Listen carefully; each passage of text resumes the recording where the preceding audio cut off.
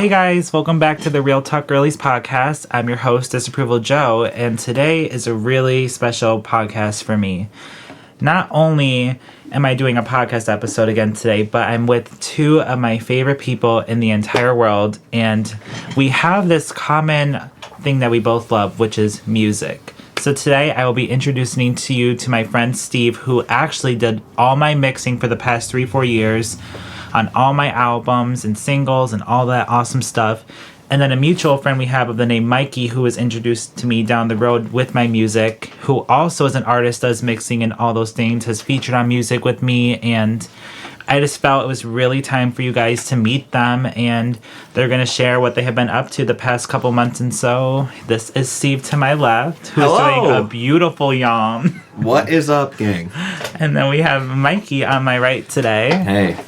And we're just going to talk about music, what we've been up to, because we've all been busy and just life has gone crazy, and we're just going to catch up and share what's been happening. So I'm actually sitting in this amazing little studio that they have now that they both own themselves, and before that wasn't the case. They were working at a studio for another company. So I just wanted to hear your thoughts about, what is it like to have your own space, studio, and all that control? Like, how does that feel? Is it scary? Is it cool? What's the vibe? Well, I'll take that one to start. Sure. This is Steve, by the way, if you haven't learned my voice yet. But I think it's kind of all of the above, to be honest. I think there's a lot of perks, and it's really fun and super cool being able to do your own thing, but there's also more responsibility involved. But I think when we all signed on to do this, me, Mikey, and our partner Ryan Wiggins, we kind of wanted that. I think we had discussed it, and we're like, it's gonna be a little more work, but it'll pay off. And I think there's been some cool benefits where we can really tailor what we're doing to our clients, the people we work with, and there's also a little bit more ease in improving the workflow and the business. Anytime any of us have a cool, good idea, it's oh, that sounds amazing, let's do it, and then we can move forward, that sort of thing. So there's definitely some perks. I definitely love the space we designed and have come up with, but there's definitely more responsibility involved too. So to answer your question, yeah, all of the above. D. Not the D. Oh God. Mikey, what do you think? It was really cool, because this all started with us just kind of hanging out and being oh, what if we made a studio, or how would we want it, and having it start from nothing to then, let's get a name, let's get a logo, where's it gonna be? Then you got to go through the process of designing it, building it, getting gear, and all this stuff in it. It was about probably a year's worth of kind of at least brainstorming, or at least in the works of when we had the idea and we decided we wanted to move forward to when we opened. And that's coming up on a year now from when we opened, getting close to that. Probably around 8 months open, 9 months open now, which is pretty cool. But yeah, my favorite part was designing the place, picking out different things we wanted. And since we all been doing this for a while, we knew what we wanted, we knew what we didn't want, and it all helped. Yeah. Yeah, I feel the whole thing was looking back, it's so funny. I feel for a while it was we would talk about it sometimes, and it was always yeah, maybe. And then one day it became, yeah, let's do it. Yeah. So it was just interesting looking back. There was I don't know, this, when we would talk about it, it was almost like a joke or a pipe dream or something. And then eventually became hey, why not? Mm-hmm. Yeah, I bet it's because you guys had a lot of experience at the other studio you're at, so it's good that you had that background to know, the things you do want and the things you don't want. Yeah. And a lot of clients probably come with you a lot of ideas, so you probably get more control and you get to have more say if it's approved or not, which can also kind of boost that confidence to be I know I have a say in this, I know I can say yes or no to this, and that probably encourages you guys and gives more motivation to keep coming in to the studio and helping new clients or even like your own stuff if you wanted to, Yeah. Yeah, I agree. I mean, I would even say I feel like the space has even been inspiring in some ways. Yeah. I do like coming in here. One improvement is we have some natural light. Oddly, it's like very misty and yellow today because of the wildfires. Right.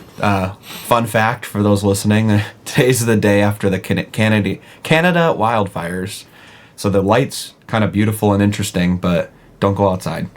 Yeah. But anyways, I say all that to say, like, I don't know, coming in here feels really good. I think for a few reasons. I just get good vibes being in here, which is encouraging because it's not. You can't bank on that being the case all the time, So. For sure. And like you need a good vibe to get in that right mindset to record, help someone else, And now, Mikey, I know like Steve doesn't do much of like his own music and stuff, but I remember with you last time we had a podcast about a year ago on your side. You were with the Raw Breed brand, which I remember was a group of you guys doing music together in shows, which I attended. Amazing, awesome. Mm-hmm. Much love there. And I know now you're kind of doing more of like a solo path. So how would you say like, new studio, all in like your Steve's name. Now like you have more time to do like your own music and all these things. Like so you kind of have like a couple things going on yourself right now personally. So how's that been for you? I'm definitely like experimenting a little more with some different kinds of sounds. Some stuff that I like wanted to do for a while, wasn't sure how to get it done, but like some of it's a little more rock, some of it's a little more pop. And then some of it's a little more like really grunge hip hop. I just like to play around with so many different styles. But actually this morning I found out that I was nominated for Best Pop Artist of the Year, and one of my singles was the Best Pop Single of the Year. There's a new award show in Syracuse called Syracuse Hip Hop Awards. So that's cool. I just found that out this morning. That's awesome. Congratulations. Yeah, I think there's a award show later this month. So now is that cool. Different from the Sammys? It is different. It's separate. Where are they doing that show? I'm not sure. I have to figure that out. You'll definitely have to give us the deets so we can go cheer you on. Yeah. Now, which song was it for? Was it for, oh God, what was that song called? Oh, it was like with you and Wigs. Phony. Was it for Phony? No. That was a different year, right? That was a year or two ago. This one was one that came out this year. It's called Do What I Do.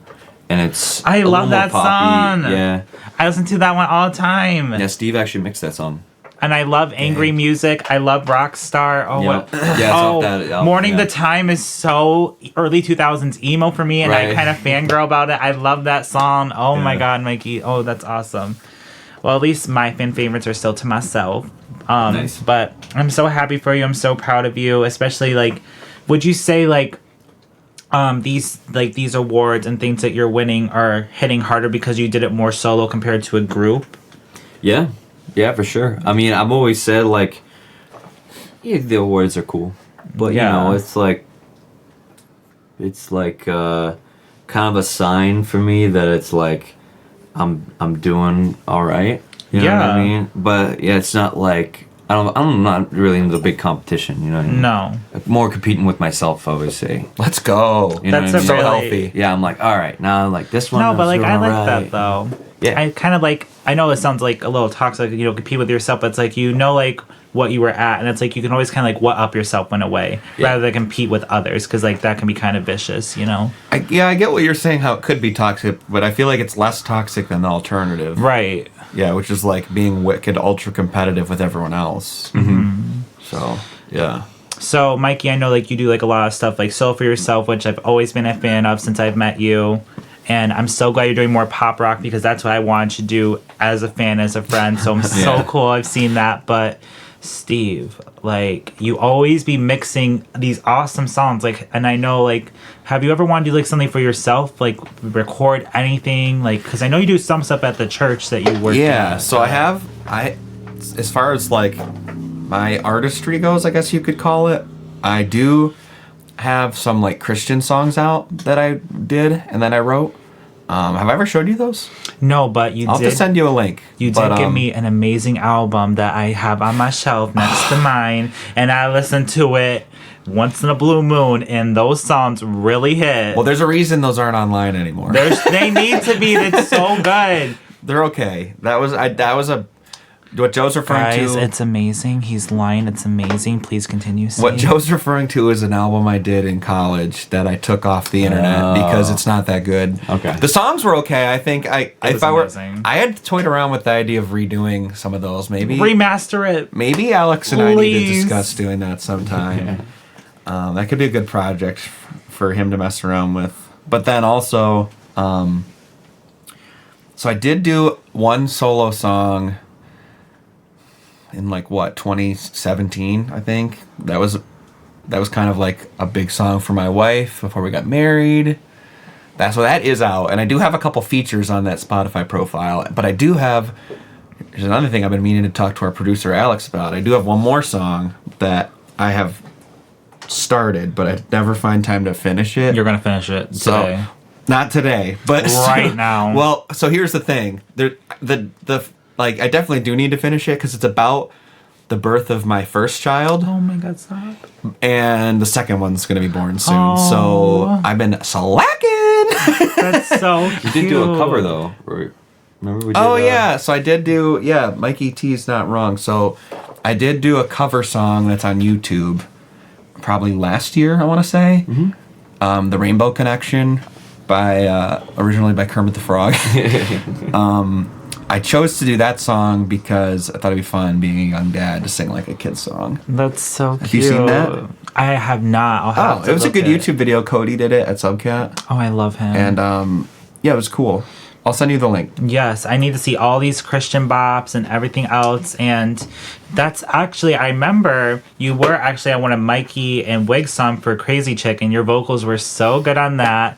I remember that. Nice. And then we all did a song together, which will be out soon, called I'm Here, which is about being there for people through friendships and stuff. And I just love how Mikey's voice is can be really fun, and I could be hip hoppy, but then also raspy. And Steve's is just very calming, but then also very strong, powerhouse. This man can hit a note. Mm-hmm. And Steve, I want more music. When you get the time with the two little ones, I don't care if it's a recess play set for the little kids. I want something.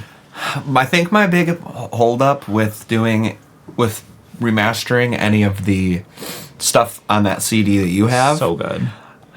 There are some of the songs I do really like, but I feel like remastering them seems a little silly because the best songs in my opinion on there are breakup songs, and it feels a little weird to rehash that for no reason. Yeah. Not that it's really rehashing anything, but I don't know, it just feels weird that point. I feel like that point in my life is behind me, and it feels a little funky to release those songs, No, yeah, for sure, because when you record something or even re-record something, it's kind of like you said earlier, you get good vibes here at your new studio, and you gotta be kind of in that mindset or in that same feeling to kind of give that song justice, if you will. So I definitely can understand why that may be a holdback, because it's I'm not feeling that way. I'm happy I have 2 kids now and I got this new place. So it's kind of going back to a breakup song when you're in a really good mindset. The two just it seems it wouldn't match. Yeah, it's just so old history at this point. Right. It's that. I mean, it doesn't make the song bad, but it just, I don't know, it feels a little funky to go to all that effort, new drop, and it's okay, yeah. The song was never that popular. If the fans wanted it, it'd be sure, but yeah. I guess I have one fan that wants it. I want it every day. But I've always been your guys' biggest fans. What you mean? I hype you guys up all the time. I can't even tell you.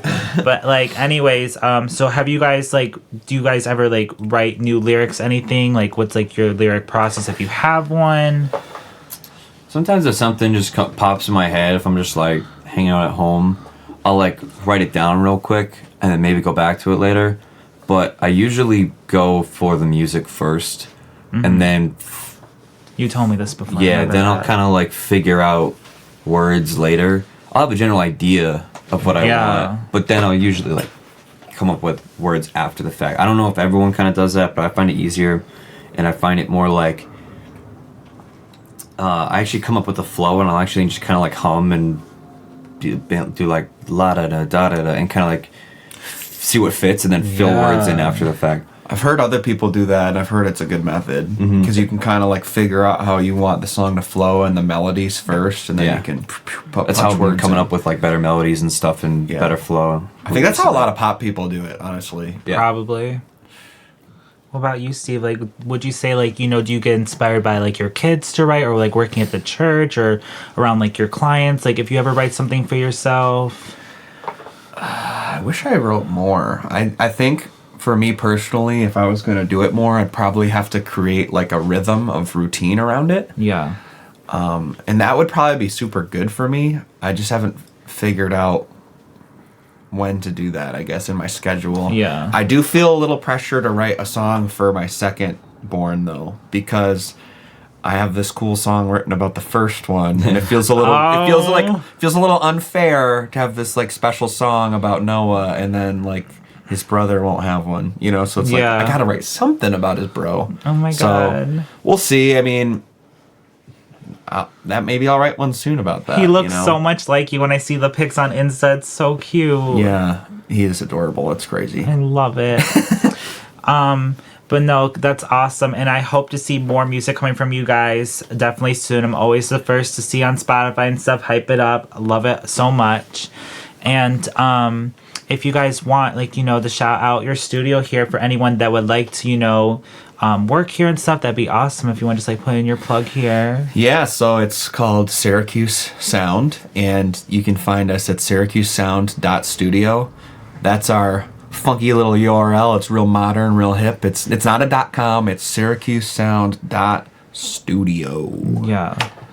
It's really nice in here, and it's just so cool. Like you said, like, I like because like knowing you guys personally as individuals, I can tell that like this means a lot to you, and I feel like I see more like confidence in you both, like with other people and in yourself. So I feel like that's just gonna make such better songs and better podcasts, whatever the case may be. And I'm just so excited to see what you guys do with it, you know.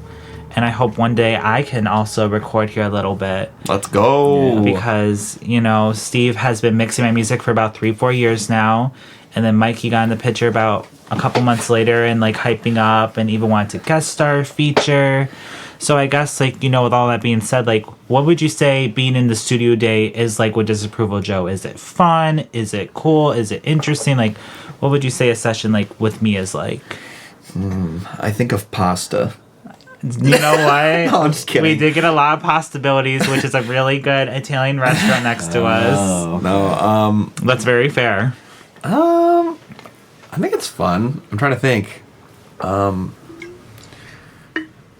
think it was always like interesting because I think you do have like a pretty open mind to the production, but at the same time it's also kind of like fun because like we just like mess around and make all the tracks. I don't know. That's so like the vaguest answer possible, but No, there's like a flexibility to it, and then it's just like, okay, yeah, let's just like sit here and make music. like the optimistic makes it enjoyable.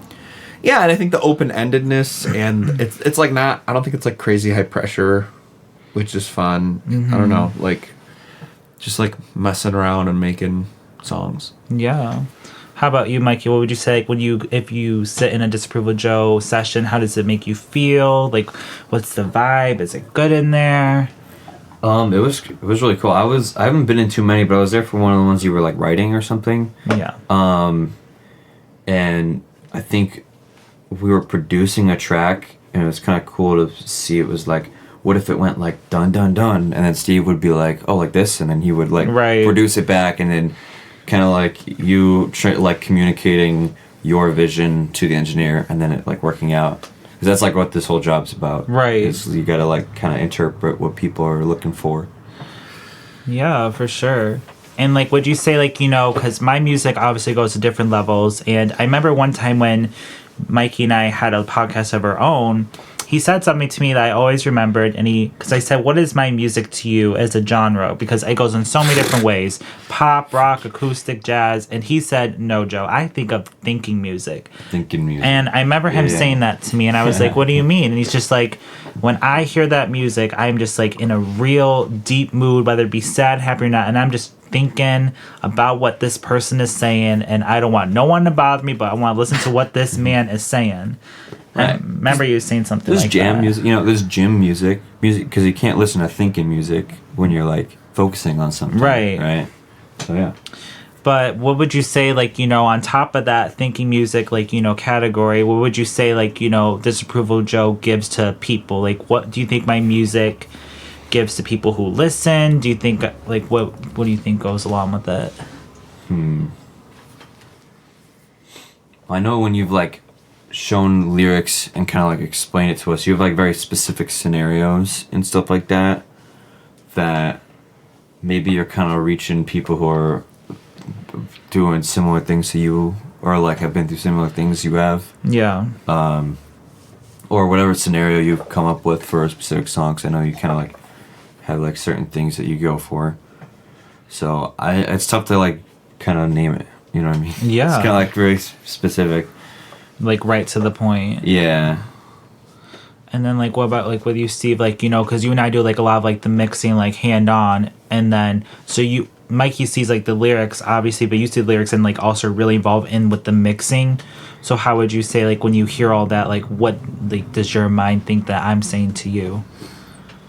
Repeat the question. So like when I record something, like, and because like my lyrics are very open and stuff, and they'd be kind of like, jaw dropping, if you will, and like, how do you feel like you comprehend that? Like, because we've done like a lot of songs about like your lyricism, you mean? Lyricism and like also like the beats, and I've done some crazy sound effects in my songs. Like, how do you feel like when I come to you with those ideas? I think they're always fun, obviously sometimes it's a little more fun, or more fun's not the right word. It's almost fun like collaborating on it a little bit, because I feel like in my experience, like when I think of your music and us, a lot of it comes down to like producing, I guess I would say, and it becomes really collaborative, which is super fun. Yeah. So it's like you might say something and then like I might have a spin on it, and then I might have an idea, and then you're like, okay, that's kind of cool, but like what if this? You know what I mean? So like there's this bounce back, then like the ideas just spin into something else,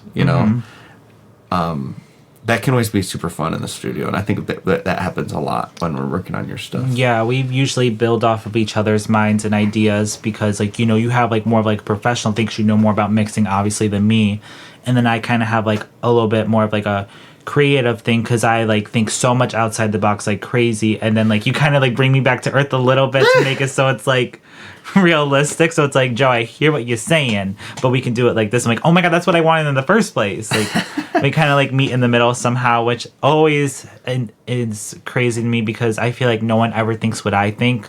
So like when you like do something and then I hear it and see it, I'm like, oh my god, how did you do that? And you're like, this is what you wanted, right? I'm like, yeah, do it again. And it's just like, it just happens like that. But and then so that's like, working in the studio with me. Like I've always said, I remember I said like on our last podcast, Mikey, when you come in a session with me, you're part of my friend group. You're part of my family. Like this is a space where I want to hear ideas. I want to hear your feedback. I want you to have fun. I want you to share whatever's on your mind. And I like to have that in any session. And I feel like, for the past few years of us all working together, I've definitely have provided that environment, and that's why people keep coming back, and that's why we keep working and collaborating, all three of us, and it's just so cool that, like, as the time went on, we're still able to do that, I low-key want to hear what your sound would sound like with Mikey T production sometime. Yeah, that would be really cool to have Mikey just do a full mix for once. I feel like if I were, it would be like something that be more hip-hoppy or pop rock, something like that, kind of like different. It's like pretty in your wheelhouse though. Yeah, but yeah. I haven't done much hip hop though, to be honest. Right, not a lot of hip hop, but the pop rock, yeah. The amount of times people want me to do a rap song is ridiculous, because people say I'm a fast talker, and I'm like, why don't you rap? I'm like, I don't know, I just feel like I can't have a flow, but like I'm good with rhyming and writing, so it's like, I guess just like making it sound cool. The thing about rap too is that you should try it sometime, maybe at least a little bit, if you can find out how to do it in your style, because the thing about it is you can put so many words in there. True. You're not like, it's not like pop where you're trying to trim it down and down and down and down, because I feel like you often have like so many lyrics written. Yeah. Not in a bad way, in a good way. Yeah. But with rap, you can like, you have to have a ton of words, especially the faster you go, the more words you need, True, so. true. Yeah, for sure. But Mikey, you know, if you want to do a little mix, let's get into it. Yeah. I am ready for something new. Even if you took like some like more of a hip hop production route to it, but you still kind of did your regular singing on it. Like that's That would be what cool I do. too. You know what I mean? Yeah. Like I'm not always rapping, but maybe it's a little more of a beat or Yeah. whatever you're feeling. Yeah, Mikey T's got lots of beats. I know. I remember he showed me a couple sometimes and they were really cool. I don't know. I love the idea that like I have friends like you guys who are creative in music, and not just like music, but just like in general, like your thought process of like, you know, you guys will hear like a thump sound or something, but then you'll instantly connect it to something music related. Like, I like how our minds kind of like work in the same area, because then I don't feel like as isolated or like, you know, like I'm the only one that thinks this way. So it's cool to know that like you have friends that think the same way as you, and then on top of that think even in a different direction, but then somehow comes back to you at the same time, which is just really cool, especially for someone that's been kind of like a loner for like most of his life, you know. So it's just cool like to see people get that vibe. Are you a loner? When I was younger, yeah, I didn't have a lot of friends growing up. I was bullied a lot, which is like in my first album you hear a lot about.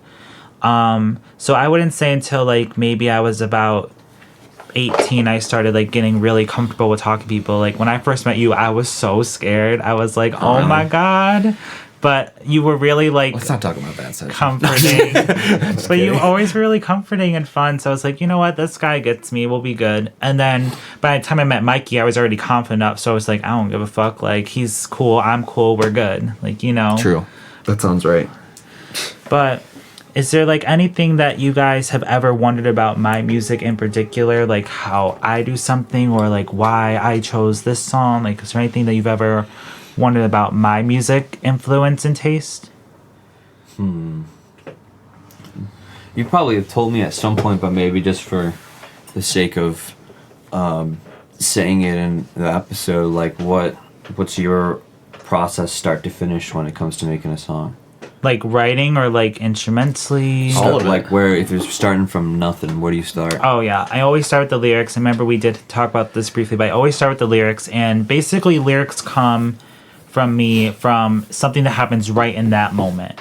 So like let's say like, you know, I was being bullied, and then I would obviously like remember that it would be in my brain, and until I could release it, it would not be released until I wrote it down somehow. You know, because I'm not one to scream and cry to get my emotions out. That's not my forte. That's not my way of releasing the bad energy. Instead, it's with words and expressing it on pen and paper. So that's the first thing I do is write it. And then I will try to make like, you know, something catchy out of it, make sure the bars match, you know, all that good stuff. And then I typically, you know, if it's been like a really intense day and it really hit hard, I can typically write the song in about maybe 30 minutes. Wow. And then once that is done, I'll share with a few friends to be like, what do you think? And then I also like to hear, like, you know, like them be like, if they like it or not. And then I always ask people, what do you think it means? Because then from there, I can see like how the audience would think before I add music to it. If they think it's a happy song, if they think it's about this or that. So obviously it's not going to change how I feel about the song, why I wrote it for that reason, but I can see what the audience would think beyond my point of view, which is always cool. And I remember we talked about that once, Mikey, of how, like, you know, someone could think the happiest song is the saddest song, vice versa, which is always interesting to me as well. So if I feel really confident with the song, I see people are liking the lyrics, then I would take it to Steve and be like, Steve, this is the one. And then from there, I think about like, because when I'm writing a song, there's also music playing in the background matching that vibe. From writing a rock song, maybe there's some 3 Days Grace playing in the background, like that early 2000s punk rock, maybe some My Chemical Romance or something like that. So then Steve and I will listen to artists like that in the session to be like, okay, we see what they're doing here. How can we make that our own thing? And then from there, we kind of like, you know, go along the lines of stuff that is similar to that, but then we make it our own craft, which is always cool. And then, you know, sometimes, because I like to do like a little acting, I'll do like some skits, some sound effects, like sounds that I love that are symbolic to the meaning. Like, you know, bad relationship, maybe like broken glass of like a broken heart, that has a sound effect. Like that's how my mind will do things. Wasn't it called Gamble? It was the one with all like the lottery machine Gamble It sounds All. and stuff. Well, they like put it into the beat. Yeah, we made which is kind of fun. Like all the drum sounds were like Yes. lottery machines and that's stuff. cool. Yeah. that one needs to be released still, but yeah, we did that with what? Gamble It All. It was really cool. Just like, like C said, like that symbolic stuff, like we kind of like work around like the symbolicness of it, like, Gamble It All. So that's obviously slot machines, get some machines going, get some winning sounds, people cheering, basically like background noise to match the vibe of the song, which makes it kind of like come more to life, if you will. And then like, I know when a song is officially done though, like when I hear it back, and then like, I kind of like will like it would be like a little movie, if you will, because I relive the whole reason why I wrote it, etc. Like I see the theme, what happened, I see the people that are talked about in the songs, and I'm like, and then once like, because like, like that magical feeling like when you're in the movies and like the lights are off, that's what I feel like when the song is playing. And once the curtain is done, all that magic goes away. So once that curtain is closed and the song is done, I'm like, my question is, am I eager to listen to it again, or am I good as it is? And if I'm eager to listen to it again, then I know that I've done what I wanted. Yeah. Have you ever considered songwriting for other people? I've been asked that so many times, Mikey, I can't even tell you, but so many people, because I've had a lot of people tell me they don't like my vocals, which is, that's fine. I get it. It's okay. They don't like my sound, but they always like the lyrics. They don't like the swearing sometimes, but they like what I'm saying. I like the swearing. And me too. Like, I don't, because people think, like, you swear to sound cool. I'm like, no, it's just like an attitude. It's just like a little edge. It's a little fun.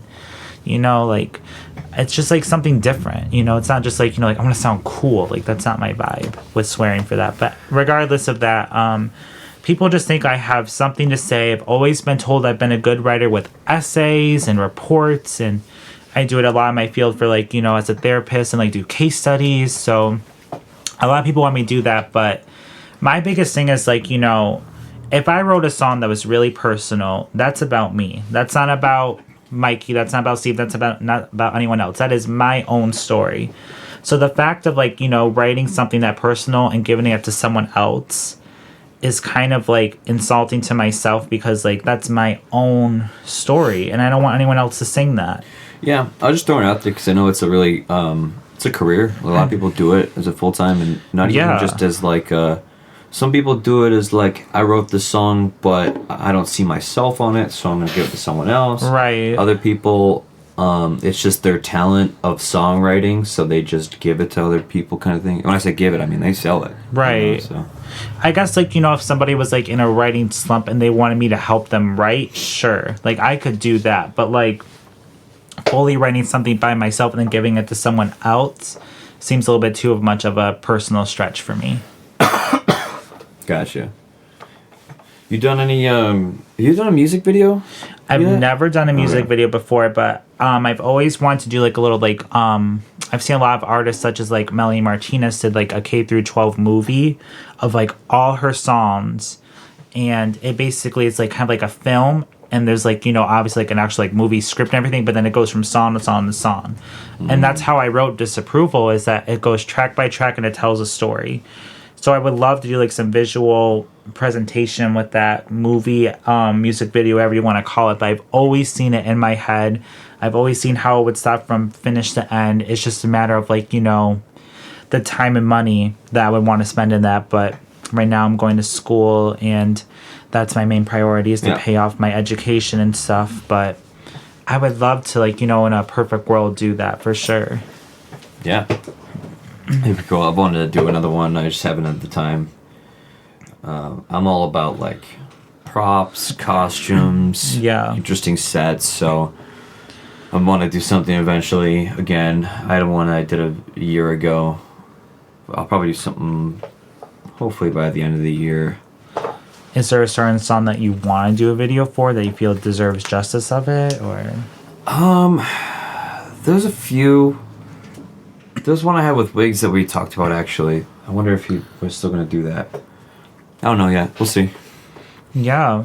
And I always wanted to do like a live show too. I remember Steve and I were talking about live shows for me when my album first came out. But then COVID was really bad, and that affected a lot of like stuff like that. But even like a live show, just because like, like I said, a lot of people don't really like my singing, so I feel like it'd be really cool, like to like sing live for myself to prove to myself that I feel comfortable singing, and that'd be really cool too. Yours might be hard to do a live show just because it's such a studio project. True. I think we could, though. We'd use a lot of backing tracks, probably. Yeah. I use backing tracks. I don't think there's anything wrong with it. I'm just saying it would be, 100%. it's like you definitely wouldn't be the same as like a rock concert or something. Right. Especially like, you know, because like a lot of like my album is kind of like poppy, and then there is rock Right. songs, so those ones would be more easier.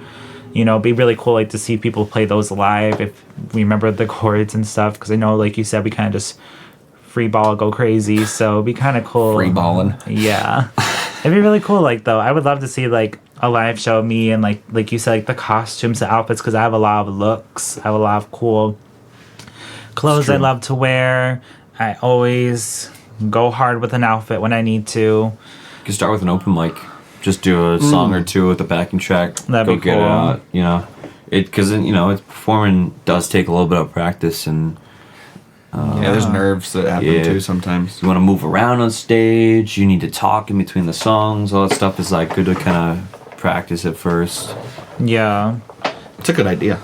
I don't know. I just, like, I see, like, a lot of visuals with my work. Like, I can see, like, there being, like, little, like, skits, like, acting, because, like, you know, everything that I wrote has happened in my life with, that album in particular. So it'd be really cool, like, you know, to have, like, people, you know, act with me, be, like, actors, actresses in it, to play the parts of the characters that are talked about in it. And it would be, I just feel like it'd be a really, like, cool thing to see, like, you know, how the artist feels in their head about those songs. Because, like, you know, once again, someone could think that song is positive or upbeat or vice versa. So it'd be really cool, like, to show, like, people who listen to my music what I see and how I hear those lyrics. For sure. Mm-hmm. But I want to keep recording. I want to, like, even though I'm not recording because of school, I never stop writing. I just wrote a whole new album called The Birds and the Bees, which talks about all stereotypes, and basically I did like titles of like very like, you know, controversial things that may sound gross or nasty, but really it has a deep meaning. I remember I sent it to Steve, and his first instinct was like, oh my God.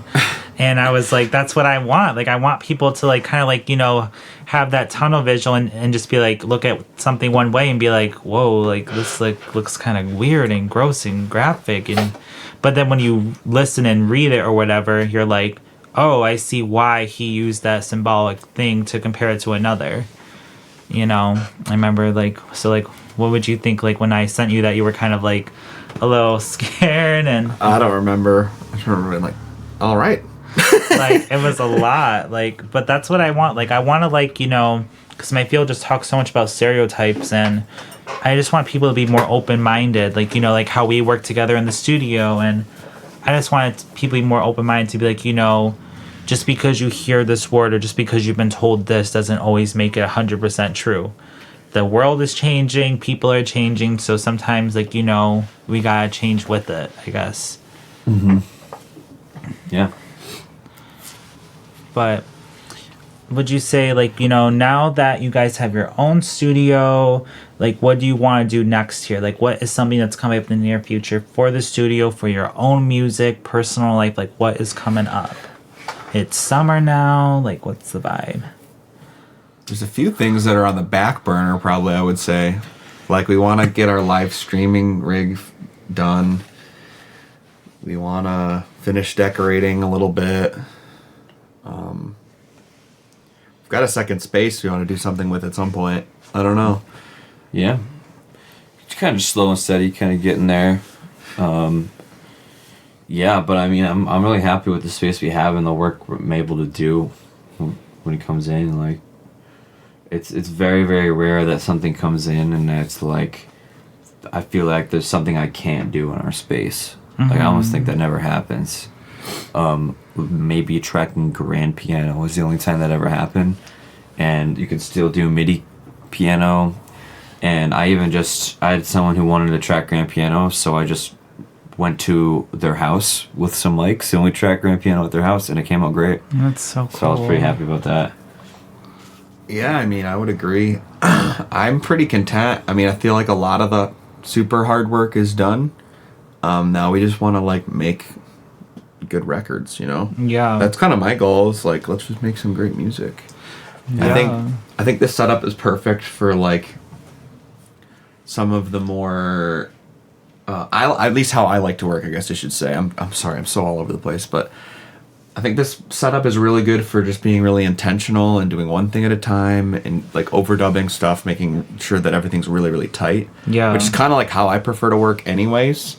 So yeah, obviously there's some limitations, I guess, in this space on like what we can capture live, but I don't know that I think that's the best way to do things most of the time anyway. For like the kind of music I do, I guess I would say. It's obviously totally different for like different genres. Like certain things you want to cut live, but I haven't really felt inhibited in any way. I can't. That's a good question, but at the same time, it's kind of like I feel like the big groundbreaking stuff is behind us, right? Like the place is open, it's looking good. Now it's more like let's make some killer music. Yeah, for sure. And it sounds like, you guys don't sound very like overstimulated. You're kind of like, go with the flow, because like you said, the big heavy stuff is done and now it's just about like getting it out there, getting some clients, and then those clients maybe tell new people to get new clients, and just keep building on the brand and more people and making good music that the clients and you guys are proud of. Yeah. And like that is just so cool. And I hope to record some new songs soon. I would love to do visual arts and all that fun stuff. And, if it's going to be with anybody, it's going to be with you guys, because, I don't like to be open with like different people that I'm not familiar with when recording and stuff. It took a lot for me to trust people like Steve and Mikey to do music, because of when I first started out, I was going through like a lot of like personal stuff. So I'm just really grateful that they took the time to get to know me, my music, my craft, and rather than being like, like this is weird, no one's ever going to listen to it, this is like, I'm not supporting this, they kind of just had open minds with everything. They gave their honest opinions, and it just turned out to be something that I'm still proud of to this day. So I just want to say I really appreciate you guys for that through all these years, being not only supportive, workers with music, but also great friends. And I'm just can't wait to see what you guys do next with me and with yourselves. Yeah. Awesome. Yeah, thank you. You're welcome. Well, that's it for the Real Talk Girlies podcast today, guys. And I hope you enjoyed to hear more about Disapproval Joe's music side with his music friends. And if you guys ever want to reach out to these awesome guys, they do have their Instagrams here for you guys if you ever want to contact them about music, mixing questions, etc. So, Steve, if you want to give your first plug in. Yeah, so I would say the best way to get a hold of me professionally is at Syracuse.studio for Instagram and socials, and then also at Brown Mix and Master. Those are the two places you'd find me. Yeah, the same as our studio is Syracuse.sound on Instagram, or my Instagram is also _Michael_Tavares, and all my music's on there. All right, guys, so that's it for today on the Real Talk Girly podcast, and I hope you guys have a great start to your day, and check out these guys if you want some music advice or just want to start something new for yourself musically. Have a great day. Bye.